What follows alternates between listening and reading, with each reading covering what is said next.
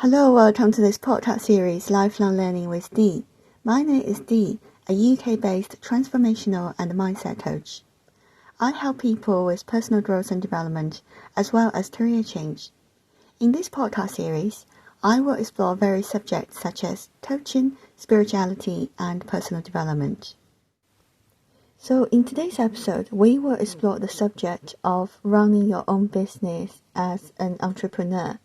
As some of you may know about this, I have two YouTube channels. One is called Lifelong Learning with Dee, where I create content on personal growth and development, while the other one is called Language Learning with Dee, where I create Mandarin Chinese and English language learning content.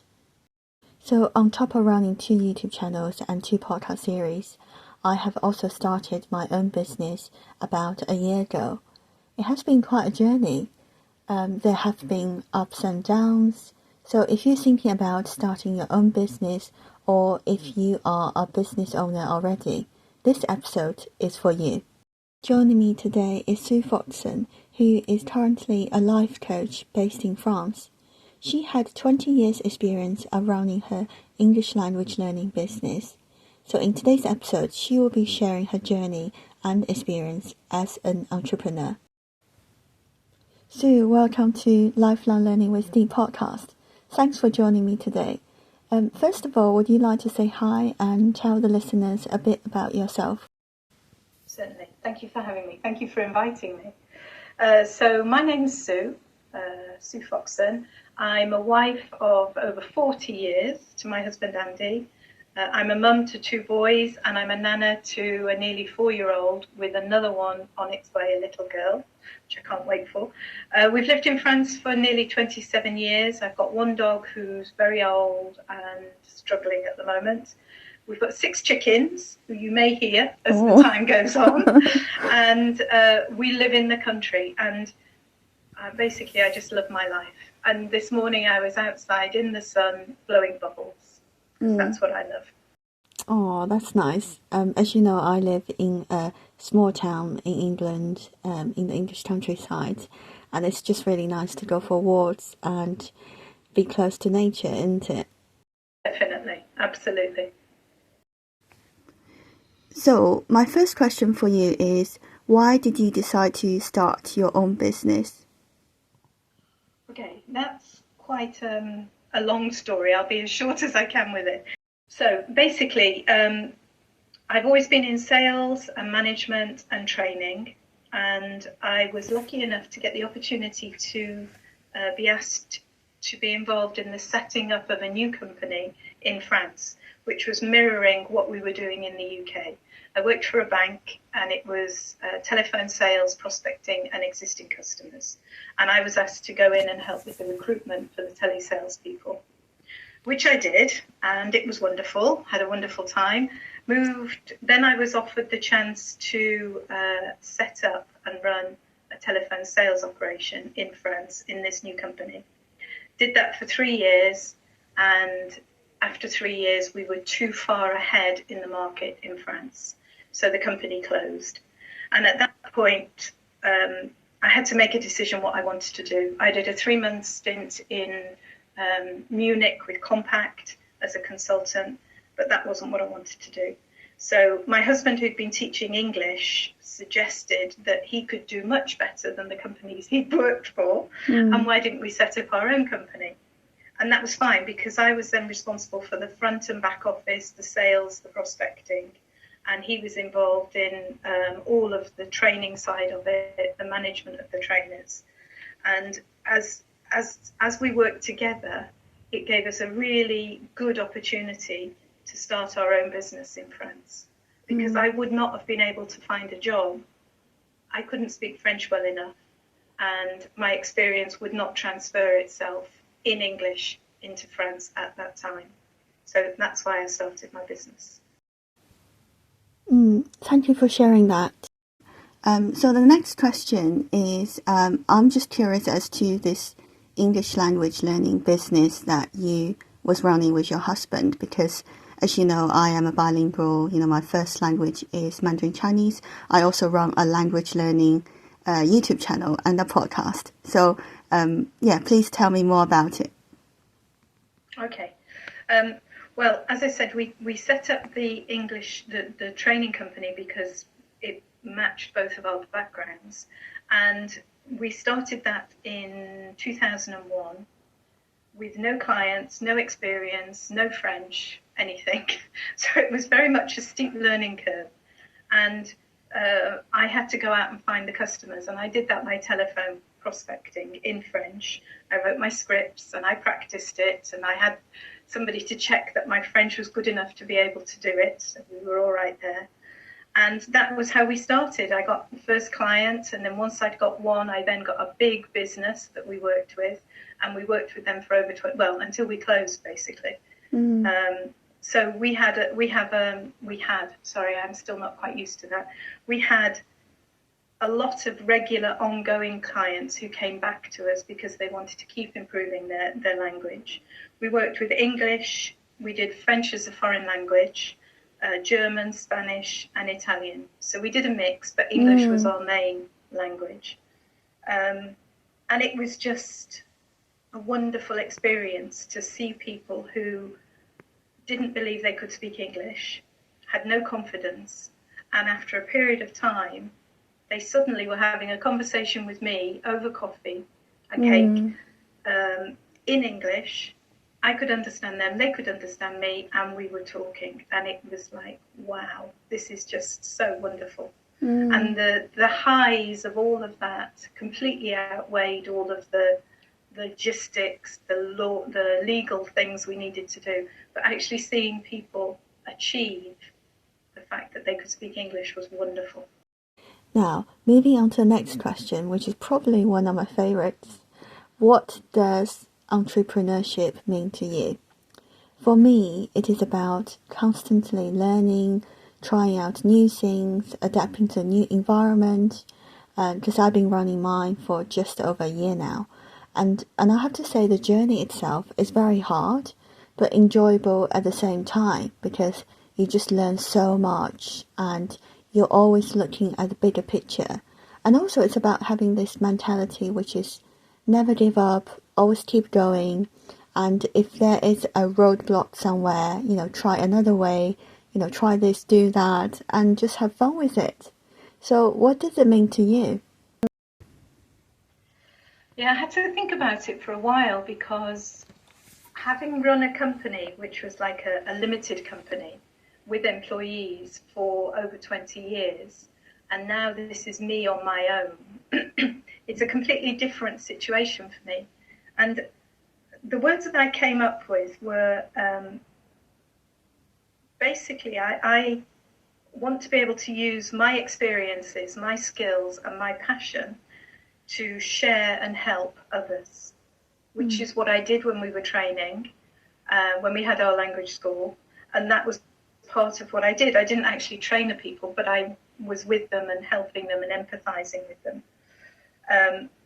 I think being your own boss is wonderful. It completely changes your life when you're your own boss and you can do what you want and how you want it. Yeah.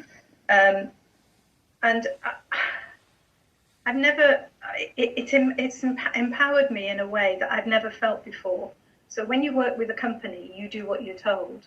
When you're working for yourself, it's you that chooses what you do and how much you do and how you do it. And I think creating something from the ground up and then being successful is one of the biggest highs you can get, because you realize just how far you've come, and it's wonderful.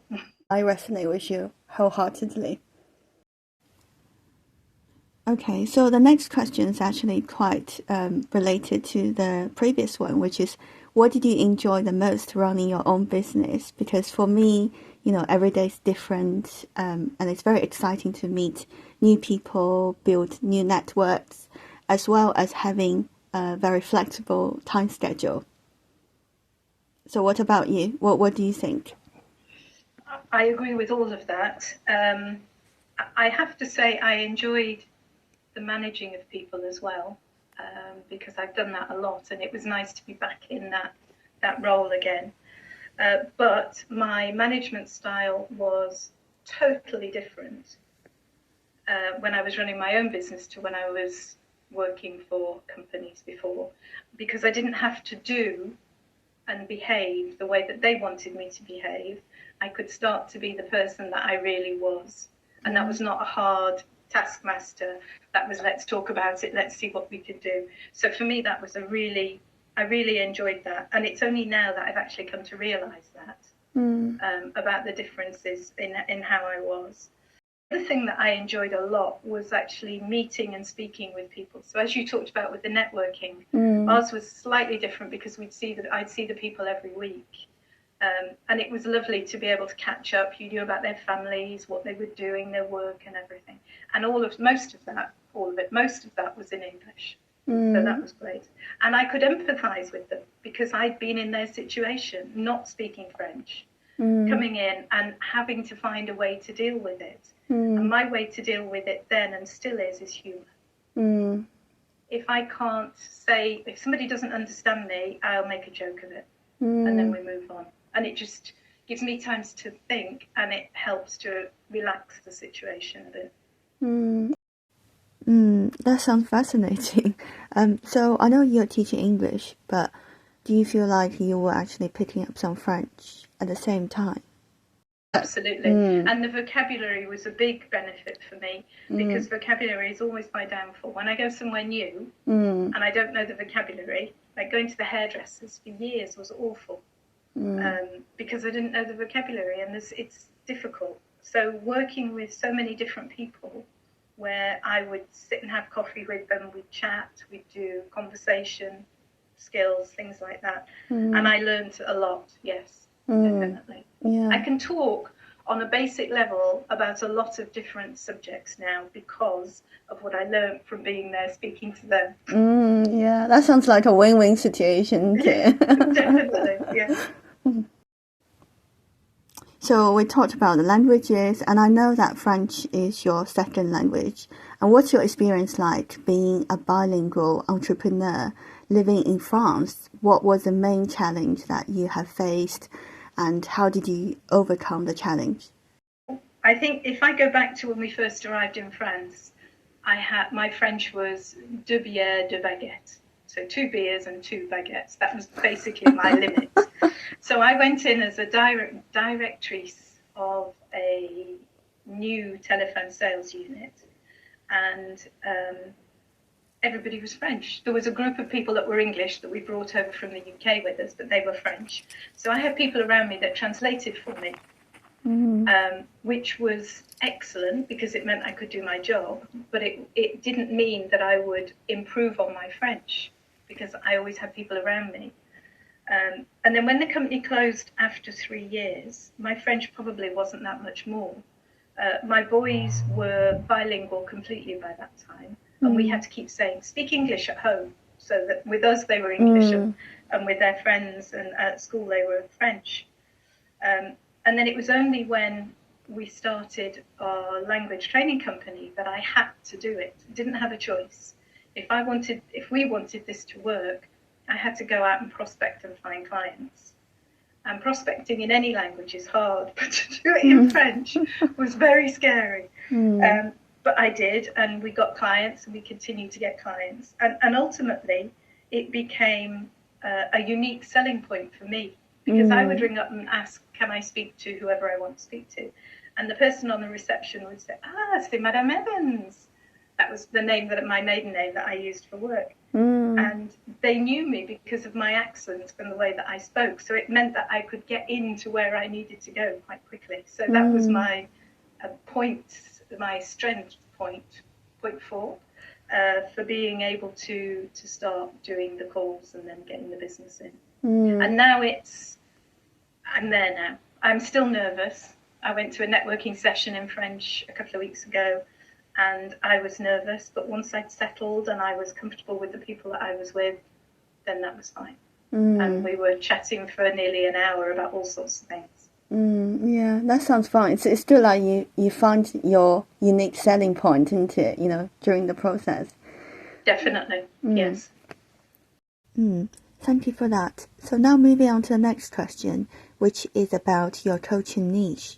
So I know that you have a lot of sales experience and you would like to help entrepreneurs who would like to level up their sales skills.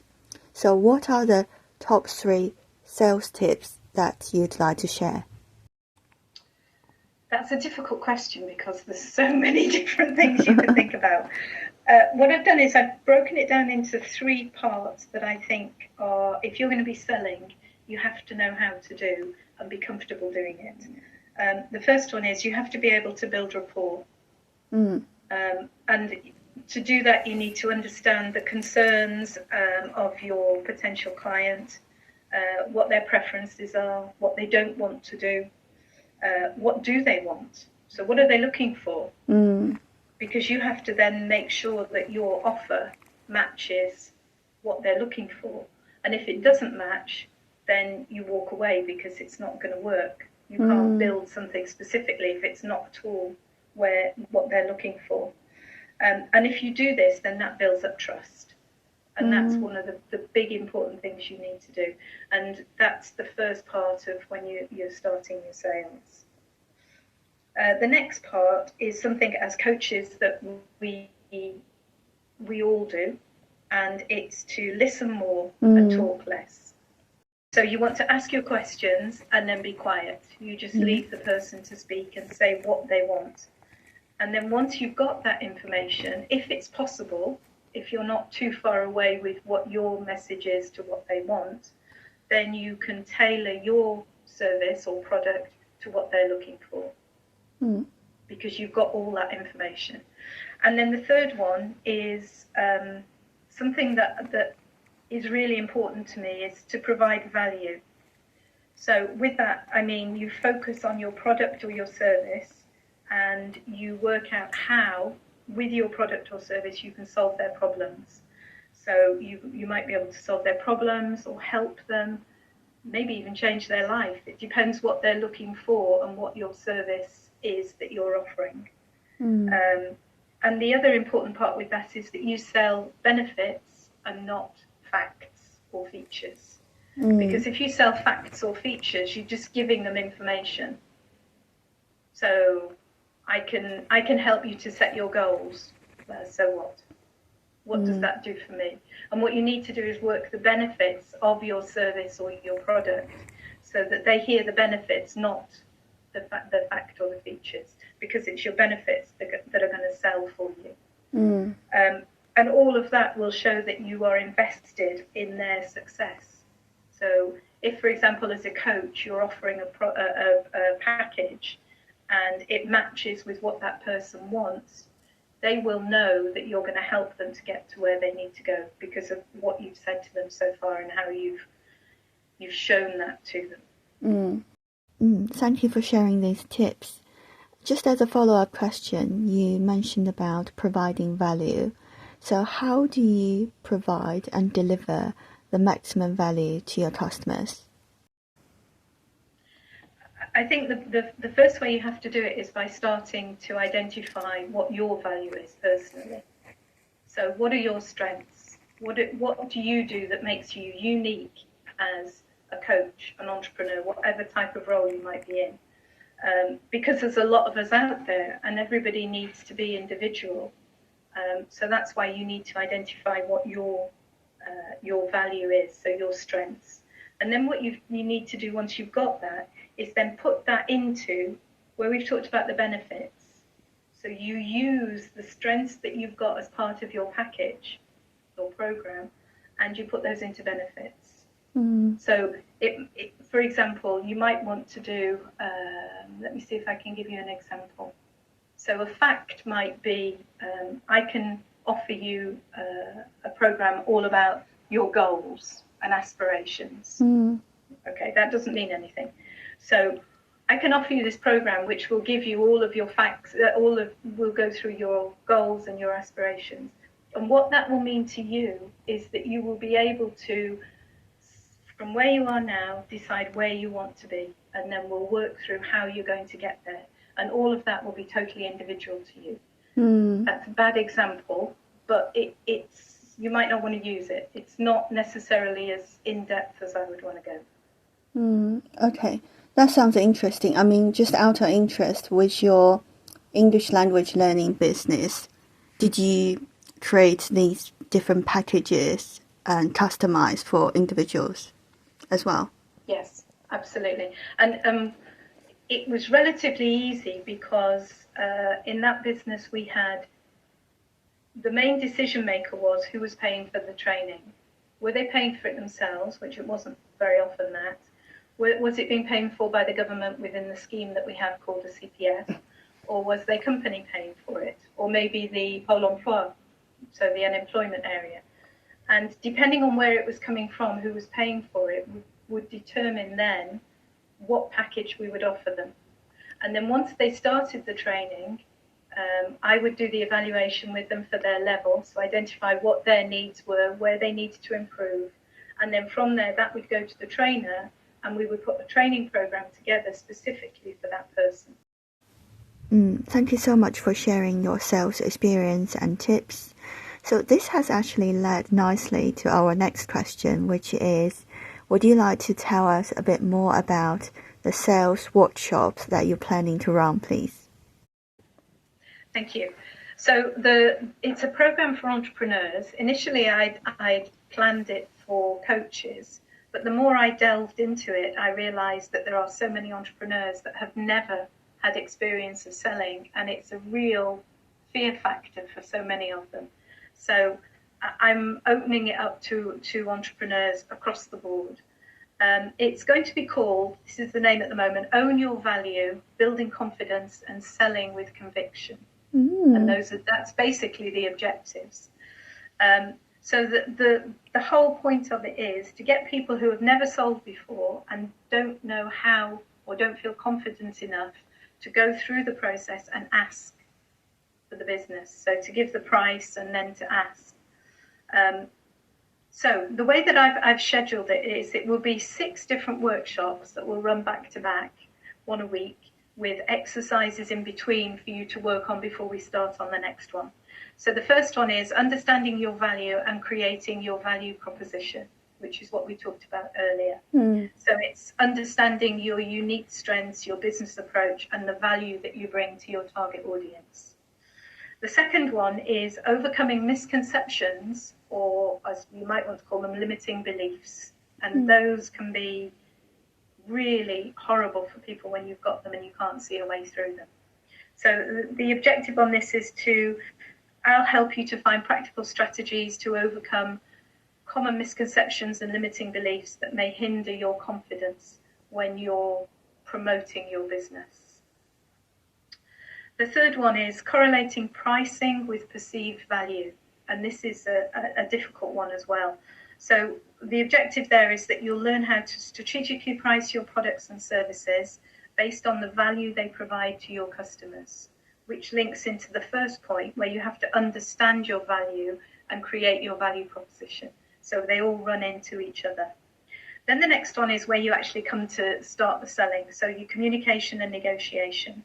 So it's working on essential communication skills to establish rapport with potential clients, and then work through sales conversations comfortably, confidently, and with ease. So that's 1, 2, 3, 4. The fifth one is handling objections and rejection, which also is very difficult for people to deal with. So what I'd like to try and do there is help people to develop resilience in gracefully, and I put this in inverted commas, gracefully handling objections and rejections, which you will encounter throughout the sales process. And then the final one, which I'm not sure whether I'm going to make as a separate one or whether it will happen through each of the modules. My objective is that it will happen through each of the modules, is role plays. Because unless you understand who you are and what you're selling without reading it, and you can just talk to anybody about it, and you're confident with it, you have to be able to practice it, do role plays, receive feedback, make corrections, and do it again. And ideally, I'd like to do that role plays for each of the different parts of the sales process, because it's all important to, well, first thing is you've got to prepare your elevator pitch. If you can't do that and explain who you are and what you do, then you're not going to get to the second stage. So practice, more practice and role plays will help with that as well. I love that.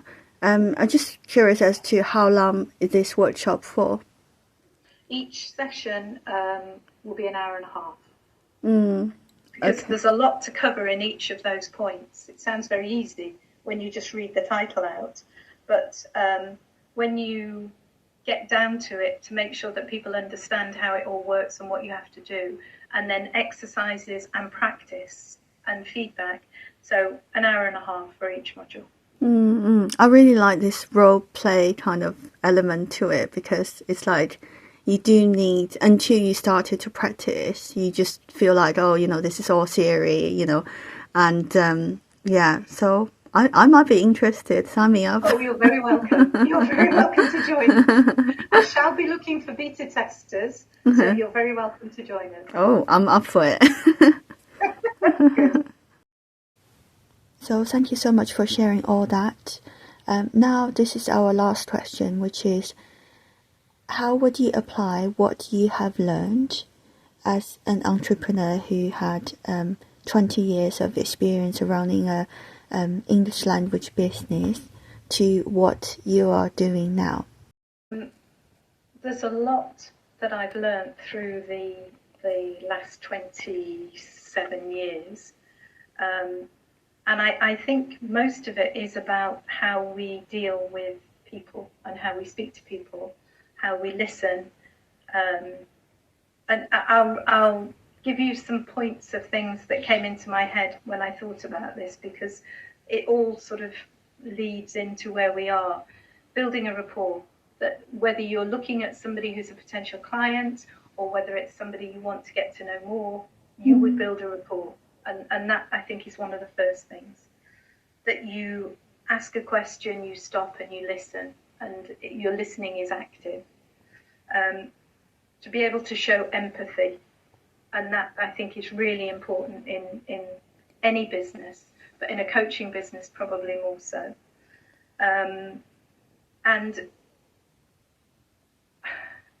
I think for me it's just a case of knowing who I am now compared to who I was a year ago, and trying to help people to get through that situation as well. Because I think there's so many of us that have gone through different jobs, different roles, and at each time we've changed and we've become somebody different, because that's what was expected of us.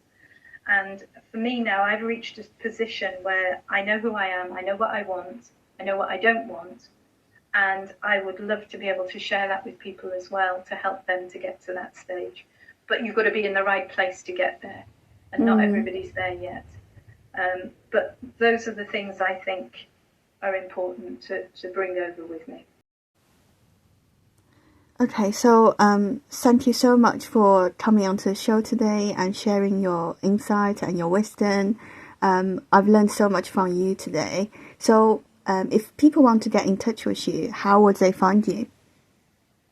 At the moment, you can contact me via my LinkedIn page, which I think you're going to put up anyway, aren't you, Dee, so that people can see what my LinkedIn address is. Yeah.